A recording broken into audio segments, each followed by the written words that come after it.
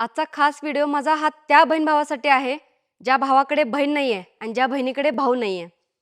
त्या सगळ्यांना एक माझा अनुभव मला शेअर करायचा आहे आणि त्या सगळ्यांना मला काही गोष्टी सांगायच्या आहेत.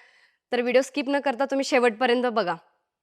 जेव्हापासून मी सोशल मीडियावरती आले, तेव्हापासून मला खूप सारे अनुभव आलेत. त्यातील हा सगळ्यात खास अनुभव आहे, जो मला तुम्हाला सगळ्यांना सांगायचा आहे. आजपर्यंत माझ्या प्रत्येक व्हिडिओच्या कमेंट बॉक्समध्ये माझ्या प्रत्येक भावाने आणि प्रत्येक बहिणीने मला असेच कमेंट केले आहेत, की "ताई, तुझ्या व्हिडिओमधून आम्ही मोटिवेट होतोय. ताई, तुझ्या व्हिडिओमुळे आम्हाला बरंच काही शिकायला मिळतंय." म्हणजे बऱ्याचशा गोष्टी आहेत, ज्या तुम्ही मला कमेंट बॉक्समध्ये सांगताय. माझं वागणं काय आहे, काय आहे, हे मला बघायचं नाही किंवा मला सांगायचंही नाही आहे. कारण का तुम्ही सगळेजण जे व्हिडिओत बघताय, मी तीच आहे. व्हिडिओमध्ये वेगळं आणि बाहेर वेगळं राहणं हे माझं अजिबात नाही आहे. त्यामुळं कमेंट बॉक्समध्ये ताई हा शब्द जो मला येतोय, तो माझ्यासाठी प्राउड फील करून देतोय. कारण तुम्ही सगळेजण जेव्हा मला कमेंट करताय, त्यावेळेस मला असं वाटतंय, की अरे हां, आपण ते डिझर्व्ह करतोय म्हणून त्यांनी आपल्याला तशी कमेंट केली आहे. तर माझ्या बहीण-भावांना मला हे सांगायचं आहे, की भाऊ नाही आहे, बहीण नाही आहे म्हणून दुःखी अजिबात होऊ नका.